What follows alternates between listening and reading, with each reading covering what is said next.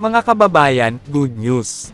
12 bagong fighter jet ang binili ng Pilipinas. Mas mabilis ito, mas malakas, at kaya nang magpa-refuel habang nasa ere. Parating na ito ngayong 2026.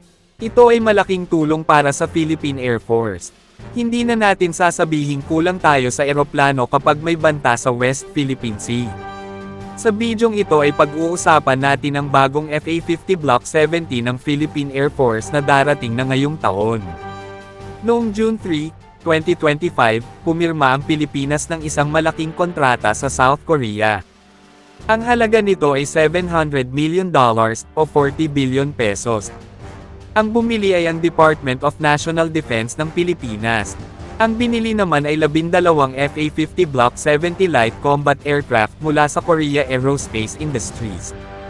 Ayon sa DND, ang pagbili nito ay isang malaking pagpapalakas sa depensa ng bansa sa ere. Ibig sabihin, mas handa na tayo ngayon. At hindi na tayo madaling mababastos pagdating sa ere. Pero may FA-50 na tayo noon pa. 12 rin ang binili natin noong 2015. Pero iba ang bagong bibilhin ng Philippine Air Force ngayon. Ang unang batch ng FA-50PH ay dumating mula 2015 hanggang 2017. Ang halaga nito ay 18.9 billion pesos. Pero noong March 25, bumagsak ang isa sa Bukidnon. Kaya 11 na lang ang natira sa atin ngayon. Ang bagong batch naman ay FA-50 Block 70. 12 ito at nagkakahalaga ng $700 million. Ang kaibahan nito ay mas upgraded, mas moderno, at mas malakas ito kumpara sa luma. Ayon sa DND, ang FA-50 Block 70 ang pinakabagong version ng FA-50 platform. Kaya ang bibilhin natin ay hindi lang dagdag na eroplano, kundi isang malaking upgrade din. Ano ba ang bago sa FA-50 Block 70? Bakit ito nagkakahalaga ng $700 million? Una, Advanced Avionics. Mas matalino na ang sistema ng eroplano. Mas magaling na ito sa pagtukoy at pagtutok sa kalaban.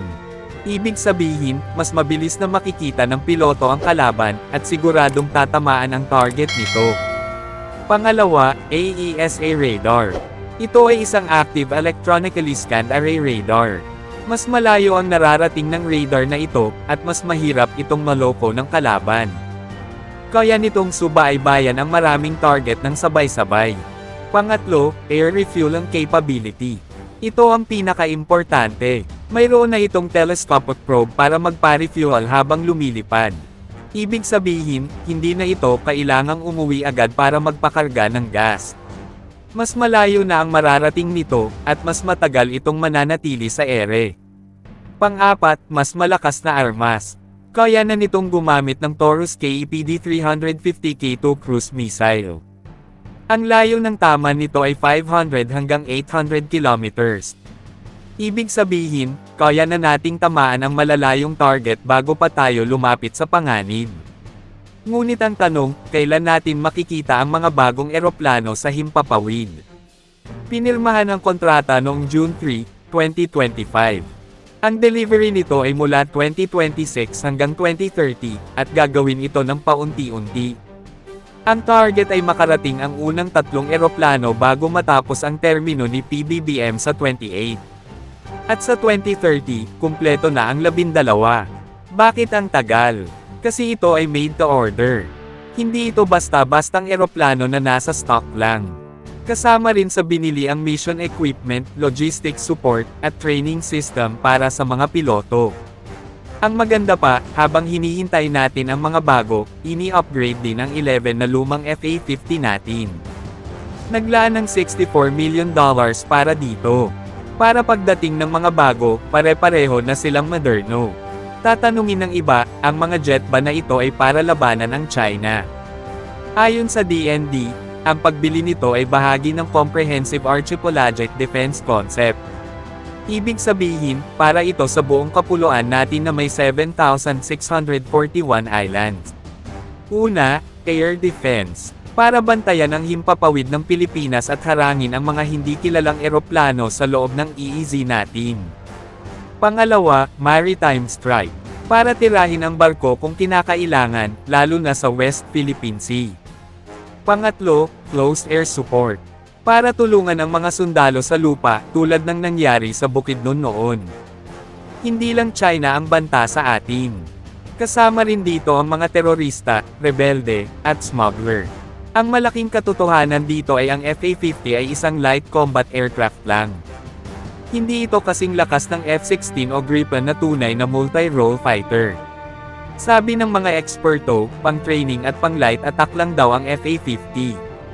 Pero ang sabi ng Philippine Air Force, binili ito para mabawasan ang pagod ng mga lumang eroplano at para mas madali itong e-deploy sa iba't ibang lugar. Ibig sabihin, habang wala pa tayong F-16, ito muna ang gagamitin natin. Mas mura ito at mas matipid, pero kaya pa rin itong lumaban. At may magandang balita pa.